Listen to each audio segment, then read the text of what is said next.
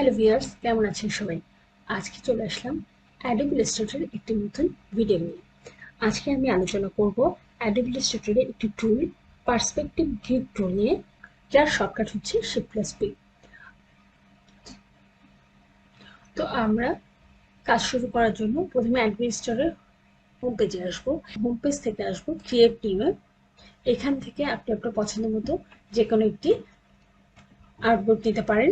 এখানে আমার উইডথ দেওয়া আছে 4000 পিক্সেল, এটা আমি পিক্সেলসে নিয়েছি, এবং হাইট দেওয়া আছে 2416 পিক্সেল, এবং এখানে যা ডিফল্ট হিসেবে দেওয়া আছে আমি ওটাই নিচ্ছি এবং ক্রিয়েট করছি, যাতে আমার নতুন একটি আর্টবোর্ড ক্রিয়েট হয়। তো আমার একটি নতুন আর্টবোর্ড চলে এসেছে। এখানে আমাদের টুল বারে আমাদের পার্সপেক্টিভ গ্রিড টুলটি কোথায় আছে? পার্সপেক্টিভ গ্রিড টুলটি আছে, আমি টুলবারে আসলাম, এখানে আছে শেপ বিল্ডার টুল, যার শর্টকাট হচ্ছে Shift+M। এর নিচেই আছে পার্সপেক্টিভ গ্রিড টুল, যার শর্টকাট হচ্ছে Shift+P, এবং এর নিচে একটি টুল আছে পার্সপেক্টিভ সিলেকশন টুল, যার শর্টকাট হচ্ছে Shift+V। আজকে আমরা এই দুটো নিয়ে আলোচনা করব। তো এই টুলের কাজ দেখানোর আগে আমাকে প্রথমে জানতে হবে পার্সপেক্টিভ কি।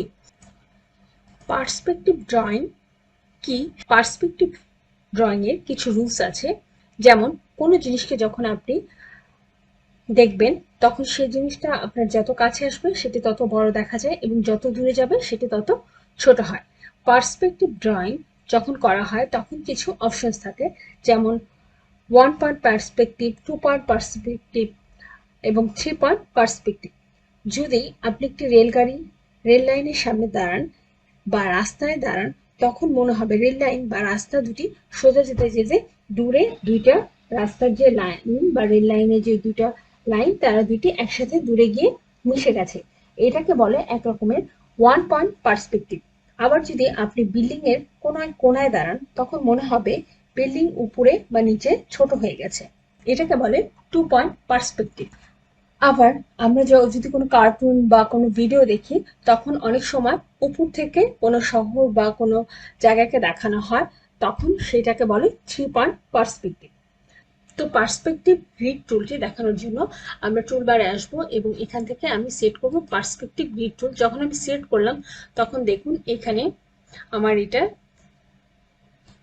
একটি বিল্ডিং এর সাইজে পার্সপেক্টিভ গ্রিড টুলটা দেওয়া আছে। এটাকে আমি আপনাদের দেখানোর সুবিধার্থে একটু বড় করে নিচ্ছি। আপনি কিবোর্ডে Shift+Alt প্রেস করে এটাকে টেনে বড় করতে পারবেন। এই পার্সপেক্টিভ গ্রিড টুলের একটা কন্ট্রোলার এখানে আছে। এখানে দেখুন, এখানে তিনটা যে চিহ্ন দেওয়া আছে, যে এখানে যখন আমি ধরলাম এই নীল অংশটাতে, এটা হচ্ছে লেফট গ্রিড, এটা হচ্ছে 1। তারপরে আছে নিচে হরিজন্টাল গ্রিড, এটা হচ্ছে 2।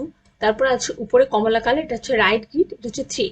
এই যে দেখুন, আমি যদি আপনাকে একটু অল্টার চেপে একটু বড় করে দেখাই, তাহলে এই যে এই পাশে হচ্ছে কমলাটা, এটা হচ্ছে আপনার রাইট গ্রিড, আর এটা হচ্ছে নীল কালারের যেটা, এই যে এটা হচ্ছে আপনার লেফট গ্রিড, আর এই নিচে একদম নিচে এটা হচ্ছে হরিজন্টাল গ্রিড, যেটা একদম নিচে থাকবে, এটা হচ্ছে সবুজ কালার। যখন পার্সপেক্টিভ গ্রিড টুলে কাজ করব, তখন সবসময় আমাকে এই ডিজাইনটা দেওয়া হবে এবং আমাকে এই ডিজাইনের উপরে কাজ করতে হবে। তো দেখুন, আমি এখানে যদি কোনো শেপ তৈরি করি, যেমন আমি শেপ টুলে আসলাম, এবং শেপ টুলে আসার পরে আমি রেক্টেঙ্গেল টুল নিলাম। তো আমি যখন রেক্টেঙ্গেল টুলে একটি রেক্টেঙ্গেল ক্রিয়েট করব, দেখুন এইটা কিন্তু এই যে পার্সপেক্টিভ গ্রিড টুলের যে সাইজটা, ওই সাইজ অনুযায়ী হচ্ছে। নর্মাল যে আমার শেপের সাইজ ওইভাবে হচ্ছে না, এখানে আপনার পার্সপেক্টিভ গ্রিড টুলের সাইজই হচ্ছে। এখানে আমার লেফট গ্রিডটাও সেট করা আছে, এর জন্য আমার লেফট গ্রিডে আমি এই শেপটা ক্রিয়েট করতে পারলাম। কিন্তু যদি আমি রাইট গ্রিডে করি, তাহলে দেখুন এই শেপটা সুন্দরভাবে ক্রিয়েট হচ্ছে না। তো এই আমি যে একটি শেপ ক্রিয়েট করলাম, এটাকে আমি একটা কালার দিয়ে নিচ্ছি। ওকে, এখন আমি রাইট গ্রিডটি ওপেন করব, এখন কমলা কালার, এবং আমি শেপে আসলাম। শেপে আসার পরে একটি রেক্টেঙ্গেল টুল নিলাম। তাহলে দেখুন, এই যে এখানে আমার এই শেপটা এখানে হচ্ছে, এবং দেখুন এই শেপটা আমার কোন পর্যন্ত যাবে। এই শেপটাকে আমি যদি আপনাকে দেখাই, আমি যদি একটা শেপ নিই, তাহলে এটা কোন পর্যন্ত যাবে।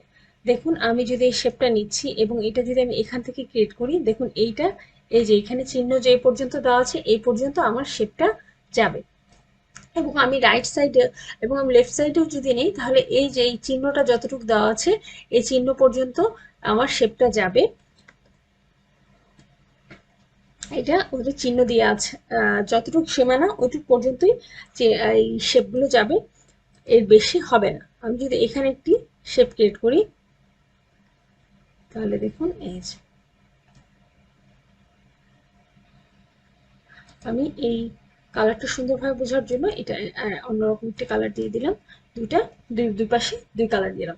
তো আপনি এভাবে যে কোনো বিল্ডিং খুব সহজেই তৈরি করে ফেলতে পারেন। এবং এটাতে আপনি যদি শেপগুলোকে টানতে চান, ছোট বড় করতে চান, তাহলে যে এখান থেকে এটাকে টেনে আপনি বড় করতে পারেন। এই যে এইভাবে আপনি বড় করতে পারেন এখান থেকে।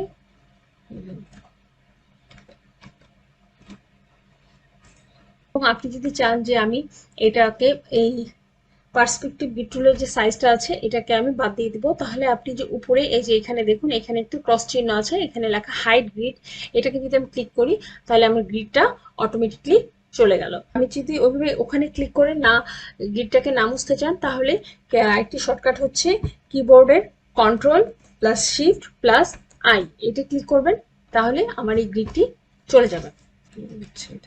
তো আমি আবার পার্সপেক্টিভ গ্রিড টুলটা নিয়ে আসলাম এবং এখানে আপনি দেখুন আমি অল্টার প্রেস করছি যাতে কাজটা সুন্দরভাবে বোঝা যায়। এবং আমি যদি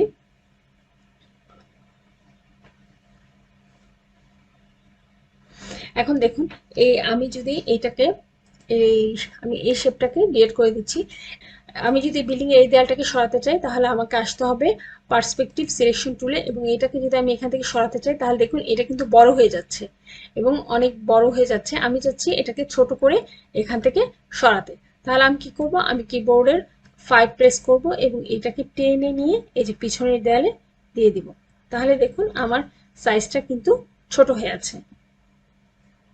এটা মানে আমরা এটাকে বলে পার্সপেক্টিভ, যে দূরের জিনিসটা আপনার ছোট দেখা যাবে এবং সামনের জিনিসটা আপনার বড় দেখা যাবে। দেখুন সামনে যখন চলে আসলো সেটা বড় দেখা গেল, এবং আমি যখন কিবোর্ডে 5 প্রেস করে এটাকে টেনে নিয়ে যাচ্ছি, তখন এটা কিন্তু সাইজে ছোট হয়ে গেল। মানে আমাদের সাইজ এটা এটা কিন্তু ছোট দেখাচ্ছে, কিন্তু এটার সাইজ কিন্তু সেমই আছে, কিন্তু এটাকে ছোট দেখাচ্ছে। আবার আপনি পার্সপেক্টিভ গ্রিড টুল দিয়ে কি করতে আমরা যদি এই হরিজন্টাল গ্রিড এটাকে ওপেন করি, সবুজটাকে ওপেন করি, তাহলে এবং এখান থেকে আমি একটি শেপ নিই, শেপ নিলাম, যেমন ধরেন এখান থেকে আমি একটি রেক্টেঙ্গেল টুল নিলাম এবং এটাকে আমি যদি দিই, এই যে দেখুন এখান থেকে আমার শেপটা তৈরি হচ্ছে। এবং আমি যদি এইখানে ভিতরে একটা শেপ ক্লিক করতে চাই, এই যে দেখুন আমার এটার সাইজ মতো শেপটা তৈরি হয়ে গেছে। এবং আমি এটা কালারটা চেঞ্জ করে দিচ্ছি। এই যে আপনার এইভাবে যে কোনো কালার আপনি সেট করতে পারেন, এবং আপনি যে পাশে কাজ করবেন ওইটাকে অ্যাক্টিভ করে নিয়ে আপনার ওই পাশে কাজ করতে হবে, তাহলে আপনি একটি যে কোনো বিল্ডিংয়ের একটি ডিজাইন খুব সুন্দরভাবে তৈরি করতে পারবেন।